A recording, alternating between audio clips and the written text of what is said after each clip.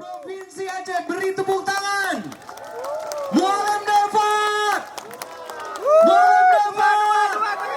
Mualim Dapat. Yang pertama sekali masalah kesejahteraan, undang investor pabrik rokok kan gitu. Pabrik rokok di situ sampai 10.000 orang akan memanfaatkan pekerja.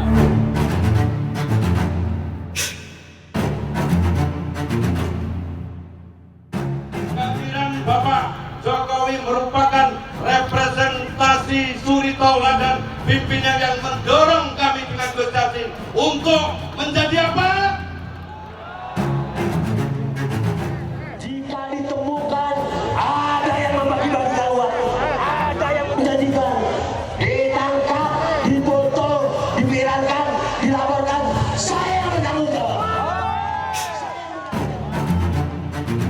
Bersama Bapak Ilham Azizkin akan kerja bersama untuk memajukan pembangunan Bantaeng. Tidak ada duanya, cuma satu, yaitu Malagan Suprapto. Yang punya anak-anak di SD, yang punya anak-anak di SMP, yang punya anak-anak di SMA, termasuk TK, semua gratis.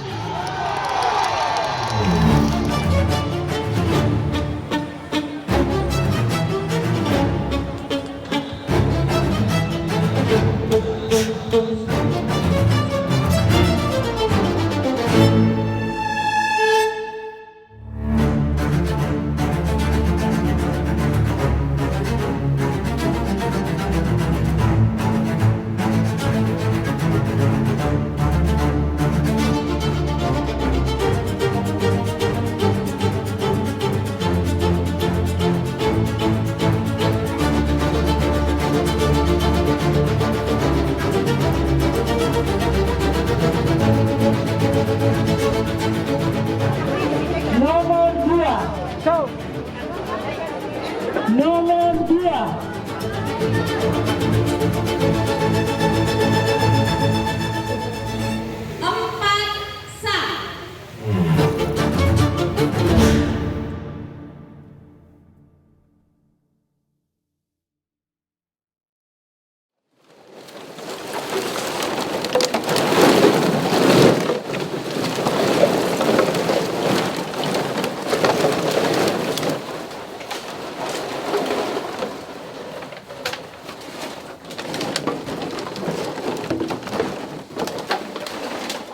Di tangan Wahyudi Anggorohadi, sampah menjadi benda yang bernilai.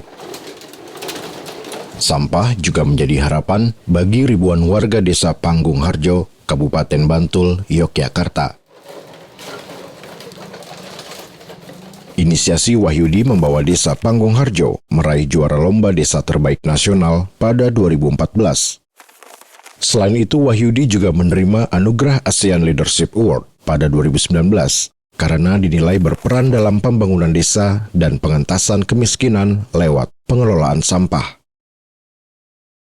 2 tahun berselang, Wahyudi juga membawa desa ini meraih predikat Desa Anti Korupsi dari KPK pada 2021.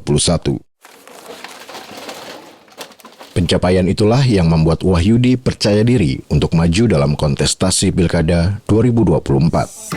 Saya dan Mas Wahyudi bersama rakyat memecahkan masalah yang dihadapi rakyat. Wahyudi adalah satu dari 1.500 pasangan calon kepala daerah pada Pilkada serentak 2024. Mereka bertarung di 37 provinsi, 415 kabupaten, dan 93 kota.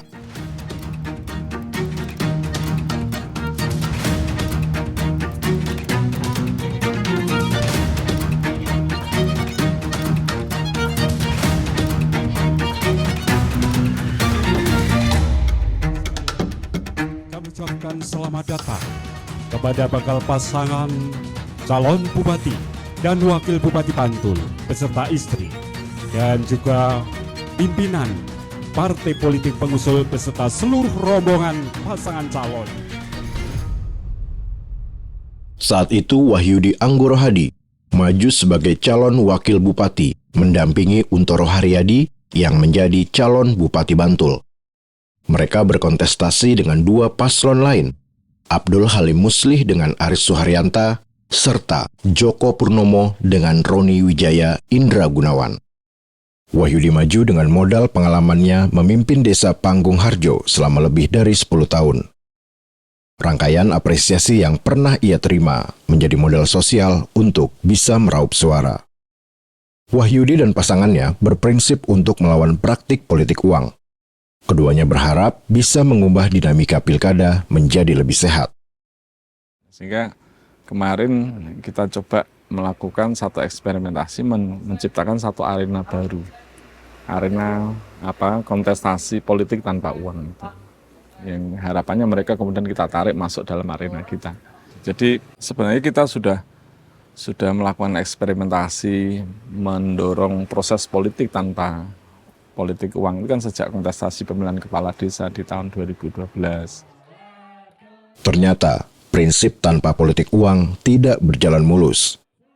Biaya kontestasi politik yang harus disiapkan bukan hanya untuk alat peraga di masa kampanye. Wahyudi juga harus menggelontorkan uang kepada partai politik guna mendapatkan tiket untuk berkontestasi. Karena bayangkan untuk dari 5 miliaran itu untuk kemudian mengkonsolidasi partai politik ya, itu ya mungkin 70%. Yang lainnya untuk operasional ya, PK, terus kemudian untuk membiayai pertemuan-pertemuan kader dan lain sebagainya. Tapi 70-an% dari itu ya, biaya yang harus kita keluarkan untuk konsolidasi partai politik, untuk agar kemudian mesin partainya itu bekerja. Ya meskipun pada akhirnya tidak bekerja. Termasuk biaya mendapatkan tiket sebagai calon wakil kepala daerah di Pilkada 2024. Saat mencalonkan diri, pasangan Untoro dan Wahyudi mendapatkan dukungan dari dua partai politik. Kita kemarin sih ngabisin mendekati angka 1,2-1,3 miliar. Per partai politik? Untuk dua partai politik. Jumlah ongkos politik terlapor yang dikeluarkan oleh pasangan Wahyudi ini masih lebih kecil dibandingkan dengan dua paslon lainnya.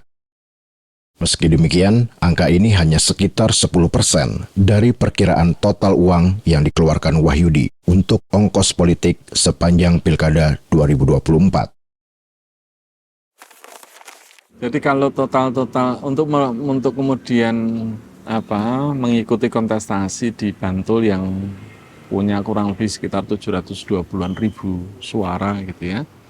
Itu biaya politik kemudian yang kita keluarkan dan itu terhitung sangat murah gitu ya. Itu kurang lebih sekitar 4,5 sampai 5 miliaran kemarin gitu. Dan itu tentunya kos politik yang paling rendah gitu di antara para kontestan.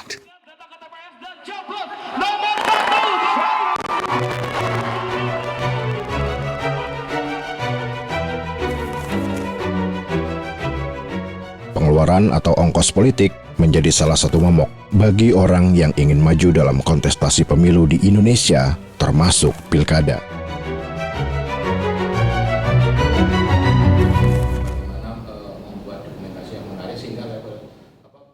Fenomena ongkos politik juga menjadi salah satu fokus Mada Sukmajati yang tengah melakukan penelitian terkait ongkos politik di Pilkada 2024.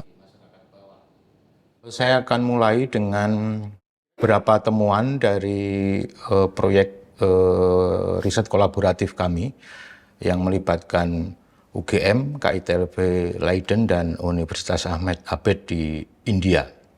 Jadi di dalam riset ini di menyongsong Pilkada 2024, sebenarnya juga kami melakukan riset di Pileg 2024, itu kami menggunakan 3 fokus ya, untuk mengeksplor profil dana kampanye dari para kandidat di Pilkada 2024. Yang pertama adalah dari dimensi penerimaannya, kemudian yang kedua dari dimensi pengeluarannya, dan kemudian yang ketiga dari dimensi pengelolaannya.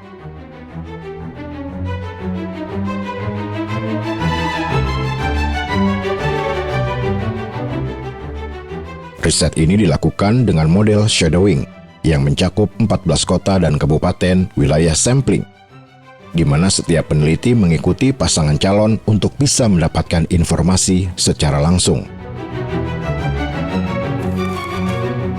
Komponen ongkos politik dari riset ini menggunakan 8 pendekatan. Temuan pertama dari riset ini menunjukkan kisaran ongkos politik pada Pilkada 2024 lalu. Besarnya mencapai 7 hingga 100 miliar rupiah untuk ikut berkontestasi di tingkat wali kota atau bupati.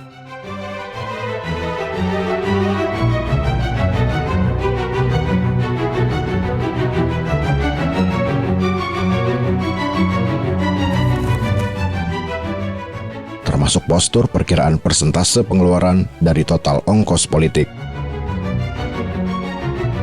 Dari komponen ini diperkirakan biaya yang diperlukan setiap pasangan calon menyentuh angka puluhan miliar hingga triliunan rupiah. Doorpress-nya ada 2 dari Bu Risa dan Pak Wartono. Riset ini menemukan bahwa praktik jual beli suara atau vote buying ikut menyumbang besarnya ongkos politik.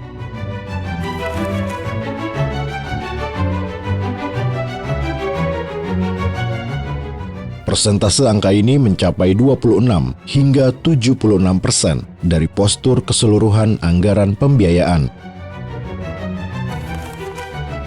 Ongkos ini dialokasikan untuk pembelian suara di masyarakat. Jumlahnya bervariasi, ada yang 50.000, ada yang 400.000 gitu. Itu range-nya dari 14 kabupaten kota yang kami jadikan fokus riset kami. Setelah pembelian suara itu porsi yang kedua yang terbesar itu untuk sembako dan juga dalam bentuk hadiah yang lain ya. Ada istilah club goods ya, barang-barang kelompok ya, misalnya peralatan ibadah untuk kelompok-kelompok ibadah, peralatan olahraga untuk misalnya Karang Taruna dan seterusnya dan lain sebagainya. Itu alokasi kedua terbesar dari profil pengeluaran kandidat di Pilkada 2024. Selain itu, mahar politik juga diduga ikut mendongkrak ongkos politik. Besaran mahar politik mencapai 500 juta hingga 7,5 miliar rupiah hanya untuk mendapatkan tiket pencalonan kepala daerah. Nah, ini ada yang diserahkan secara kelembagaan kepada partai politik. Artinya partai politik itu yang kemudian mengelola, banyak orang tahu, lebih transparan. Tapi ada juga yang diserahkan ke individu-individu pengurus partai yang jauh lebih tertutup, tidak transparan pengelolaannya. Rekayasa elektoral untuk mengurangi gangguan terhadap presidensialisme dengan menekan jumlah partai. Salah satunya misalnya. Jadi kalau kita bicara soal politik uang ya, politik uang itu dia bisa terjadi pada 3 arena. Yang pertama adalah jual beli pencalonan atau candidacy buying, mahar politik, dan seterusnya. Dan ini studi KPK membuktikan mayoritas calon yang kalah di pilkada menyatakan mereka menyetor sejumlah uang kepada partai politik yang tidak dicatatkan dalam laporan dana partai, sumbangan untuk partai ataupun laporan dana kampanye. Jadi candidacy buying atau jual beli tiket pencalonan ini berada pada ranah untuk bisa masuk saja dalam kontestasi mereka harus sudah bayar.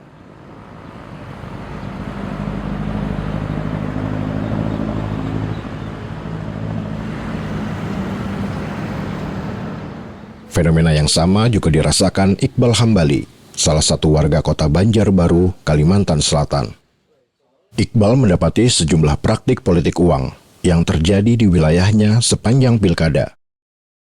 Yang saya temukan adalah saya punya teman di salah satu kabupaten di Kalimantan Selatan. Dia bisa beli motor NMAX dengan cash ataupun tunai dari uang hasil money politik. Model pendistribusiannya beragam, mulai dari canvassing hingga menempelkan stiker sebagai penanda salah satu paslon. Kayak mana secara pendistribusiannya itu juga diceritakan ada misalkan di depan pintu rumahnya ataupun kaca rumahnya tertera salah satu paslon, dia kasih lagi stiker, tapi di bawah stiker itu ada uang. Dan itu rutin, entah 2 hari sekali atau 3 hari sekali dia datang dengan cara dia bilang lepas stiker itu atau tindih dengan stiker yang ada. Tapi di bawah stikernya uang.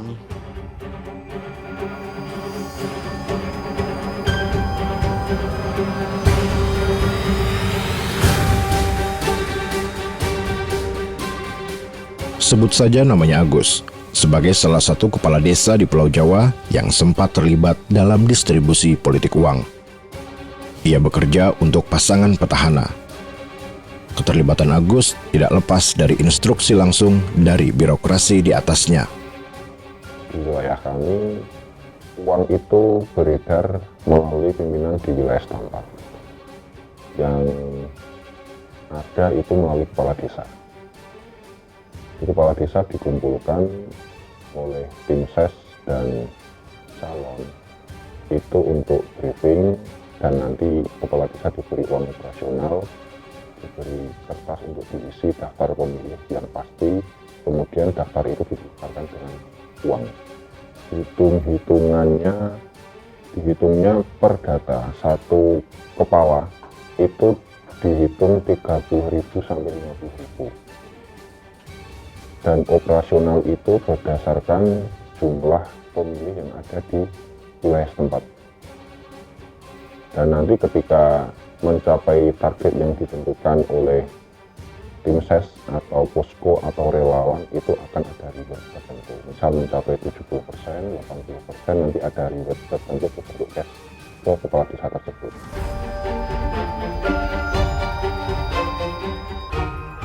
Kepala desa tidak bergerak sendiri. Mereka juga harus memiliki tim bayangan untuk mendistribusikan uang.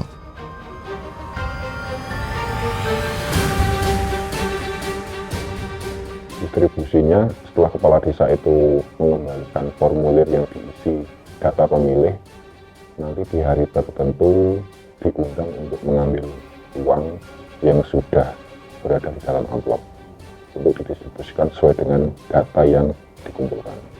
Sebelum kepala desa itu membagikan formulir untuk diisi, kepala desa diminta untuk membuat tim per TPS. Tugasnya tim TPS adalah mendata satu persatu jumlah pemilih. Kemudian tim TPS mengembalikan kepala desa dan kepala desa mengembalikan kepada posko pemenangan. Umumnya yang dilibatkan orang yang punya pengaruh di wilayah setempat, bisa RT, RW, atau sesepuh yang ada di sana. Agus terpaksa menjalankan distribusi politik uang ini. Jika tidak, sejumlah ancaman sudah menanti. Ancamannya paling nanti didistribusi bantuan keuangan kabupaten untuk pembangunan desa. Kebijakan berpengaruh kepada tergantung dengan banyaknya jumlah pemilih yang ada di desa. Kemudian ini juga mungkin sudah terjadi sih di pemilu-pemilu sebelumnya, tapi mungkin semakin masif di Pilkada 2024 yang lalu itu adalah mesin birokrasi, terutama untuk yang terkait dengan calon yang petahana. Dan juga mesin pemerintahan desa, termasuk di dalamnya itu bahkan sampai level RT RW, itu bagian dari mesin distribusi politik uang ini. Ini yang menurut kami situasinya jauh lebih kompleks di Pilkada 2024 ini dibandingkan dengan sebelum-sebelumnya. Inilah salah satu imbas yang terjadi kemudian. Adapun konstruksi perkaranya diduga telah terjadi tindak pidana korupsi sebagai berikut. Pada bulan Juli tahun 2024, Saudara RM menyampaikan bahwa yang bersangkutan membutuhkan dukungan berupa dana dan penanggung jawab wilayah dalam rangka pemilihan gubernur Bengkulu pada Pilkada serentak bulan November 2024. KPK selanjutnya menetapkan 3 orang sebagai tersangka, yaitu RM, Gubernur Bengkulu, IF, Sekretaris Daerah Provinsi Bengkulu, dan EP atau AC, ini Ajudan Gubernur Bengkulu.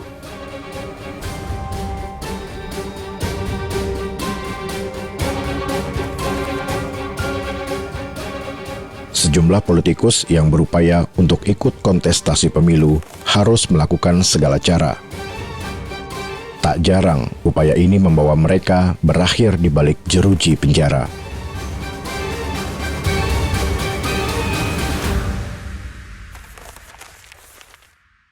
Namun, mereka yang membuat regulasi justru berupaya melegalisasi praktik koruptif ini.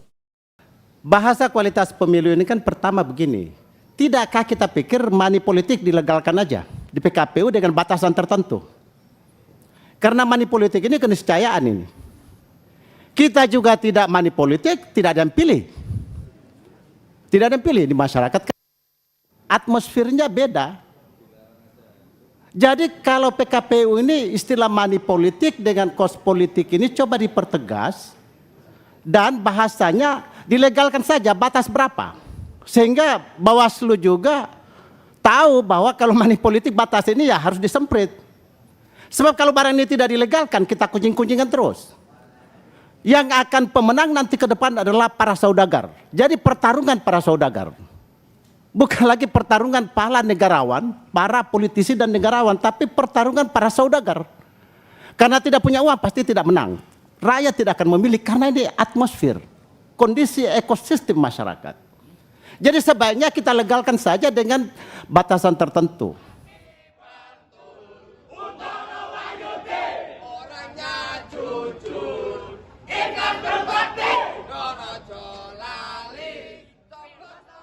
Meskipun sejumlah paslon lain masih berupaya membiayai ongkos politiknya secara mandiri.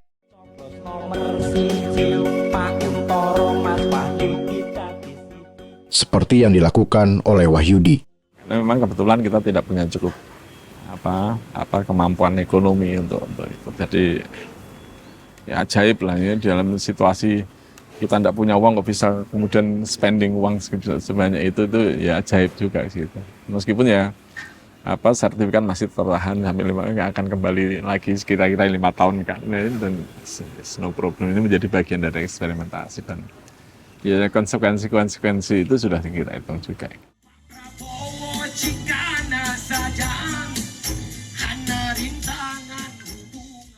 Besarnya ongkos politik membuka peluang bagi pihak lain untuk ikut membiayai pembiayaan para paslon, termasuk sumber pendanaan dari pengusaha lokal maupun nasional. Daerah dengan konteks tertentu, misalnya daerah dengan kekayaan alam ya, sumber tambang yang besar, itu cenderung pribadi yang bersangkutan ini juga punya bisnis tambang atau keluarganya, atau yang tadi pengusaha yang tidak memiliki hubungan kekerabatan itu yang kemudian menjadi donatur.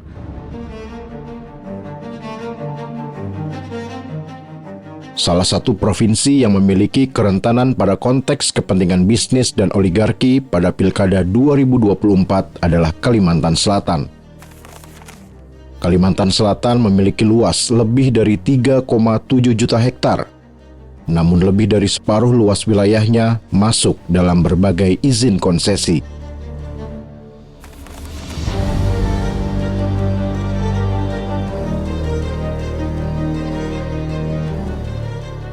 Potensi ini pun menjadi menu andalan para paslon dalam etalase politik pada masa kampanye. Tapi itu terjadi dengan misalnya tadi konteks daerah dengan sumber daya alam yang kaya. Itu pendanaannya juga besar sekali, alokasi untuk politik uang juga besar sekali, nominal untuk politik uang yang diterima per pemilih juga jauh lebih besar dibandingkan dengan daerah yang tidak memiliki sumber daya. Wahana Lingkungan Hidup atau WALHI Kalimantan Selatan melihat bahwa para kandidat kepala daerah justru diduga melapangkan jalan bagi investor dalam janji politik semasa kampanye. Dari sisi janji politiknya pun, mereka saat mencalon mengkampanyekan untuk lingkungan itu sangat minim. Untuk mempertahankan lingkungan dan lain-lain itu sangat minim mereka sampaikan.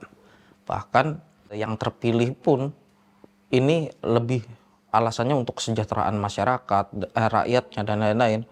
Mempermudah para investor untuk masuk, untuk meningkatkan kesejahteraan masyarakat. Nah, itu dipertanyakan juga masyarakat seperti apa yang dibilang tidak sejahtera, sedangkan masyarakat di daerah pedalaman seperti itu, mereka air tidak beli, sumber pangannya mereka dapat dari hutan juga tercukupi, itu lebih sejahtera dibandingkan kita yang di kota.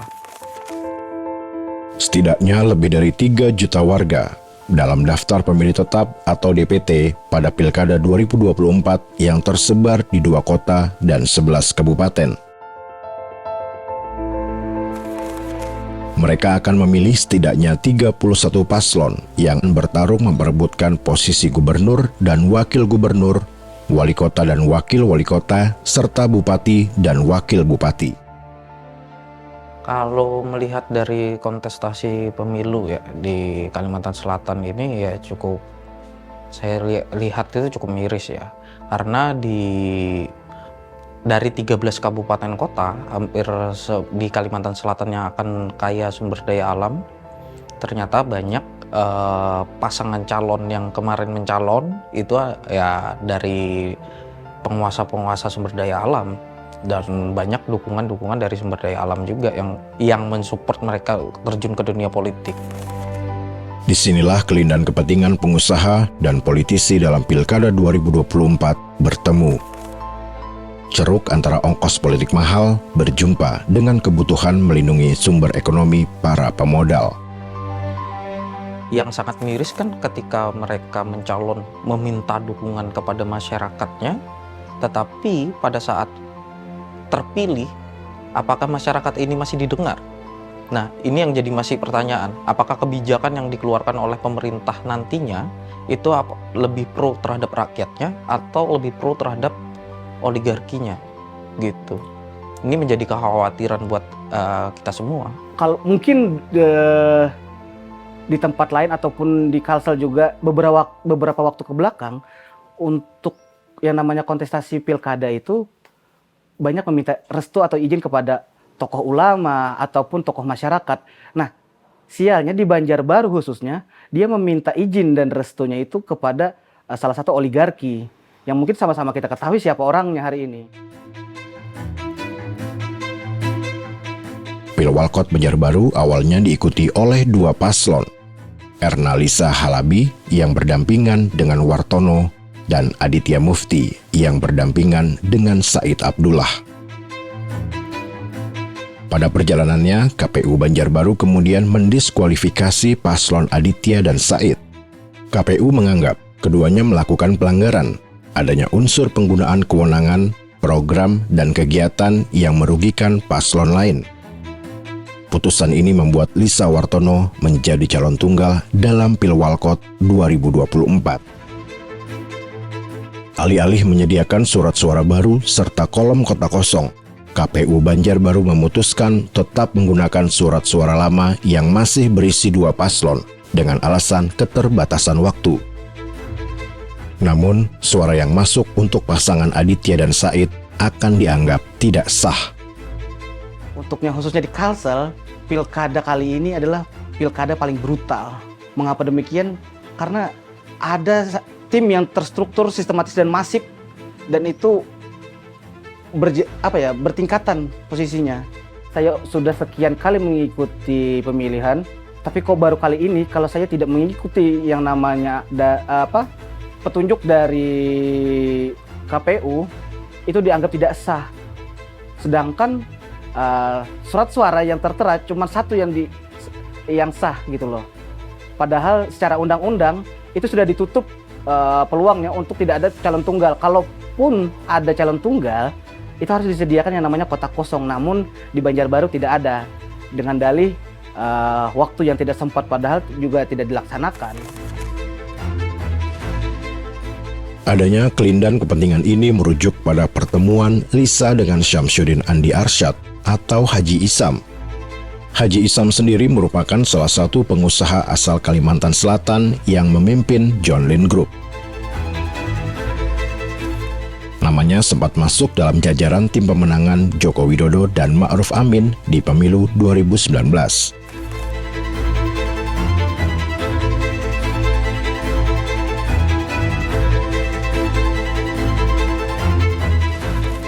Belakangan, namanya juga muncul di era kepresidenan Prabowo setelah diminta untuk mengelola program food estate.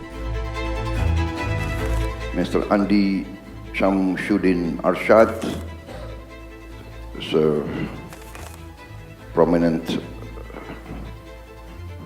entrepreneur from Kalimantan.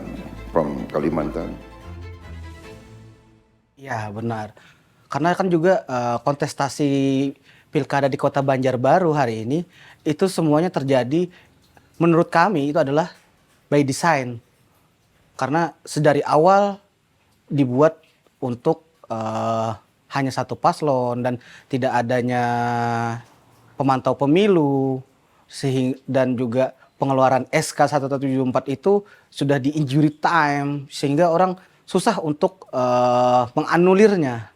Dan kalaupun untuk menganulir perlu proses yang panjang, sehingga orang akan berpikiran, ah ini terlalu ribet dari segala macam, maka tidak usahlah, biar saja terpilih. Namun tidak untuk kami, karena itu merasa itu tidak ideal dan tidak benar, maka dalam hati kecil kami itu tetap harus dilawan.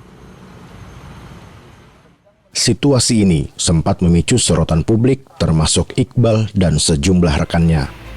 Tunjukkan kepada kami, Ketua KPU Kota Banjarbaru. Kami ada sesuatu yang ingin dipertanyakan, ada sesuatu yang ingin disampaikan.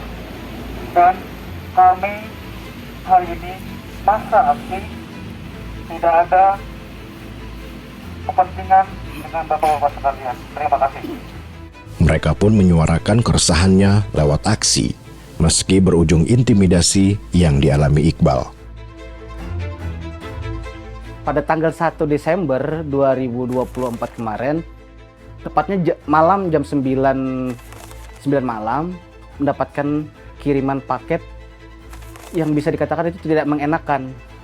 Yang isinya ada surat dan juga roti. Roti sebagai kamuflase waktu pengiriman barangnya itu. Dan di dalam suratnya itu tertera kata-katanya, kalau masih ingin hidup dan masih ingin berkarir, alangkah baiknya untuk pilih diam daripada diam selamanya. Ada info dari daerah-daerah bagaimana perkembangannya. Itu tadi yang aku ceritakan, kami metodenya sudah lebih canggih daripada kawan-kawan. Kawan-kawan masih soal advokasi kebijakan. Keresahan yang sama terkait oligarki di kontestasi Pilkada Kalimantan Selatan juga ikut dirasakan oleh Nurhalis Majid. Mantan Ketua KPU Banjarmasin ini melihat bagaimana oligarki memegang peran penting dalam geopolitik lokal. Jadi kelompok oligarki ingin memenangkan pilkada-pilkada di daerah-daerah yang dianggap strategis, terutama daerah-daerah yang memiliki kekayaan sumber daya alam, dan khusus di Banjarbaru karena menarik Banjarbaru sekarang menjadi ibu kota provinsi, pintu gerbang dari semua hal, dan memenangkan Banjarbaru adalah memenangkan Kalimantan Selatan. Jadi kira-kira itu menyebabkan Banjarbaru itu menarik untuk juga diintervensi oleh kelompok-kelompok yang memiliki modal untuk memenangkan pilkada ini dengan cara yang tidak semestinya. Nurhalis juga melihat bahwa integritas penyelenggara pemilu sangat vital pada situasi ini. Namun oligarki juga punya banyak cara untuk bisa mengkonsolidasikan penyelenggara pemilu demi memenangkan kandidatnya.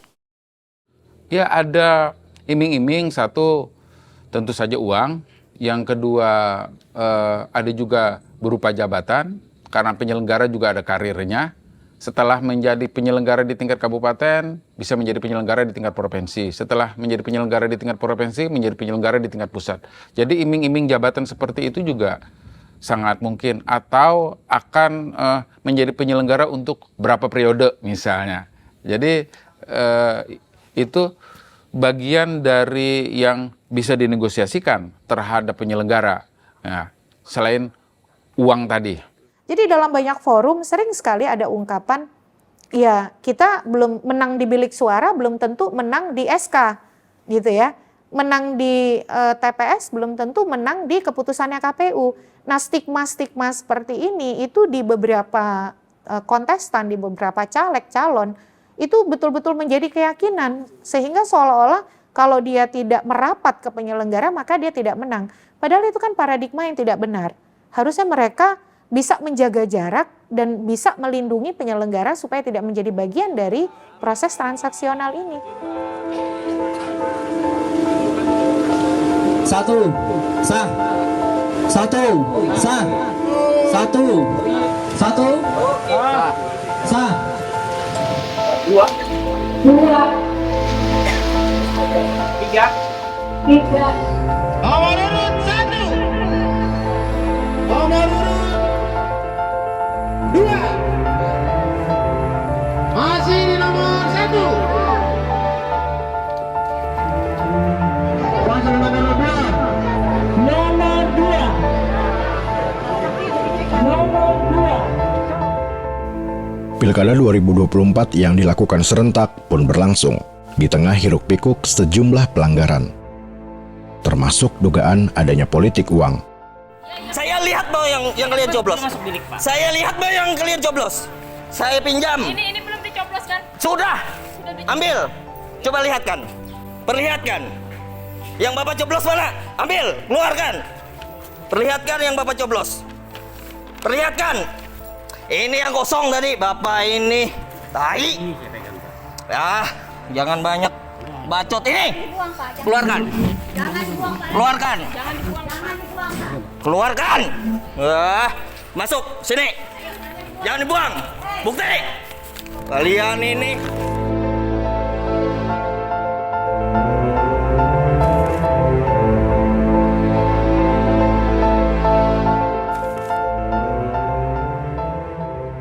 Harus diakui, vote buying itu bisa terjadi bukan hanya karena pemilih mau, tetapi situasi masyarakat atau situasi sosial, misalnya relasi kuasa. Ketika mereka ditekan, diintimidasi, mereka dibatasi akses pada layanan sosial, kalau mereka tidak mau menerima, maka mereka akan mendapatkan hukuman berupa misalnya dipersulit layanan sosialnya, layanan publiknya, atau bansosnya. Mereka kan menjadi tidak punya pilihan, mereka akhirnya sekedar menjadi objek. Tapi kalau bilik suara itu bisa dipastikan rahasia, orang tidak bisa tahu mau memilih siapa, dan mereka betul-betul dilindungi saat memilih, maka siapapun yang mereka pilih di bilik suara itu tidak bisa diketahui. Dan itu yang akan memberikan rasa aman ketika mereka menjadi objek dari politik uang, tapi di bilik suara mereka bisa tetap merdeka sebagai pemilih. Pada akhirnya, Mahkamah Konstitusi memerintahkan sejumlah wilayah untuk melakukan pemilihan suara ulang atau PSU. Khususnya untuk wilayah yang para paslonnya terbukti menggunakan politik uang.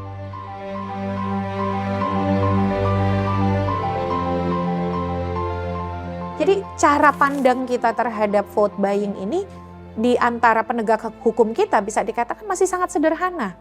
Masih melihat kasus yang melibatkan puluhan ribu rupiah atau ratusan ribu rupiah. Tapi dia tidak melihat dalam spektrum besar bahwa ini kejahatan demokrasi, kejahatan pemilu yang merusak kredibilitas pemilu kita dan kualitas kompetisi pemilu kita. Menurut saya, kita harus perbaiki sistem kita. Namun, di tengah sengkarut kualitas pemilu dan demokrasi, seperti inilah kemudian respon dari negara. Dan kita tidak boleh malu untuk mengakui bahwa kemungkinan sistem ini terlalu mahal. Betul. Dari wajah yang menang pun saya lihat lesu juga. Yang menang lesu, apalagi yang kalah. Saya lihat negara-negara kita, tetangga kita efisien. Ya, Malaysia, Singapura, India. Sekali milih anggota DPRD, sekali milih, ya sudah. DPRD itulah yang milih gubernur, milih bupati.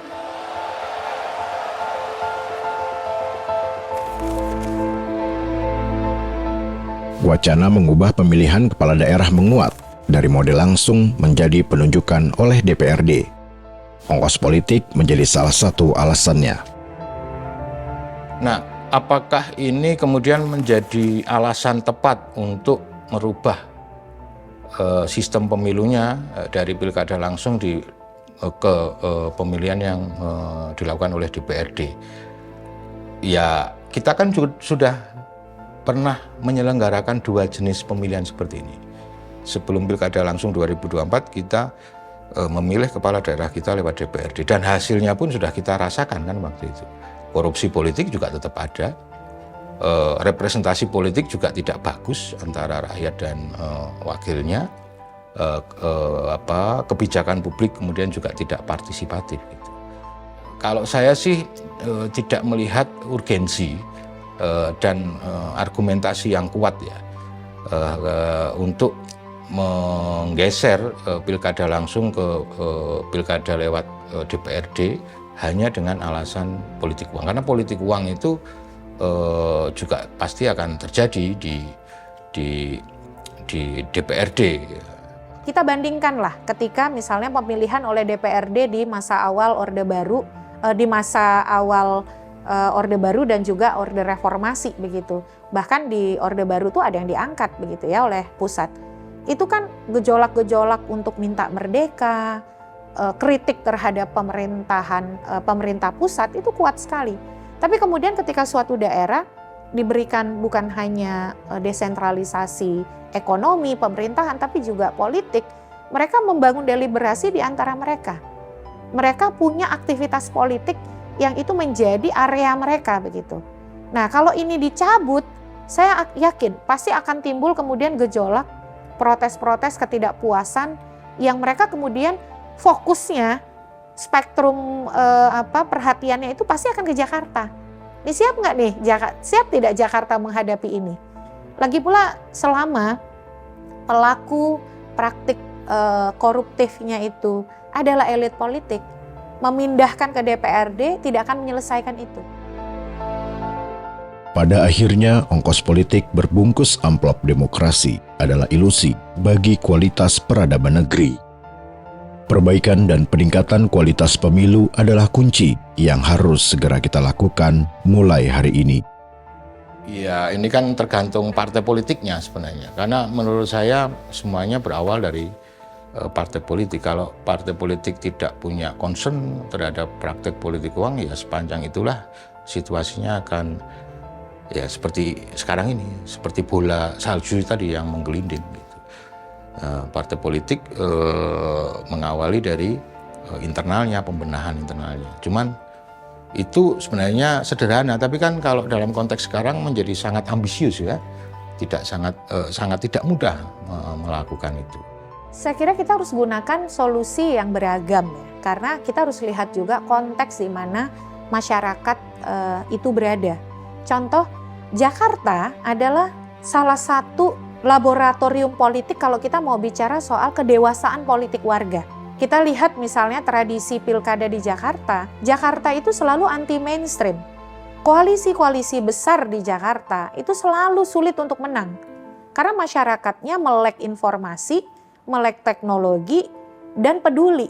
Sehingga mereka cenderung akan menghukum kelompok-kelompok atau pilihan-pilihan politik yang dianggap tidak demokratis atau berusaha untuk merekayasa proses elektoral.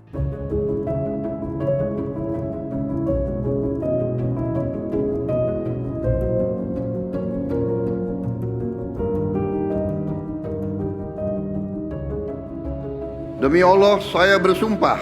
Demi Allah saya bersumpah. Akan memenuhi kewajiban saya. Akan memenuhi kewajiban saya.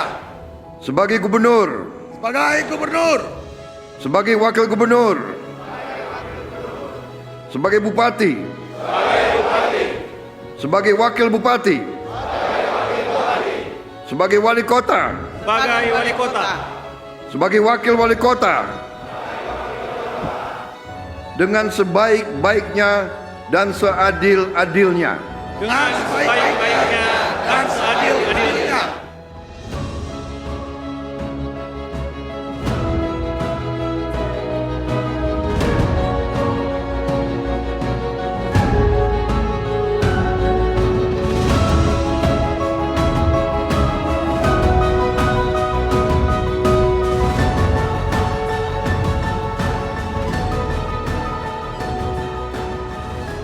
bagaimana kemudian melahirkan sebuah komisi penyelenggara pemilu yang betul-betul terbebas dari kepentingan itu menjadi satu PR besar.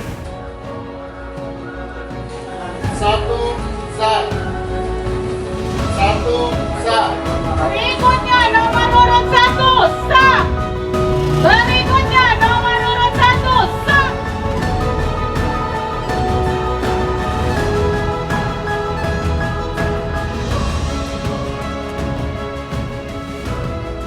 Kalau harapan saya pribadi ya, terjadinya proses demokrasi yang sebagaimana mestinya, proses demokrasi yang sehat, tidak ada lagi yang namanya money politik. Orang memilih memang dengan kesadaran hati nuraninya. Dan juga selain itu harapannya tidak ada lagi yang namanya ancam-mengancam, intimidasi ataupun teror-menteror. Karena pemilu yang sehat itu berdasarkan pertarungan ideologi, pertarungan ide. Bukan lagi pertarungan siapa yang banyak modalnya. Bukan lagi pertarungan siapa yang punya backingan, tapi memang siapa yang punya gagasan, siapa yang punya ide.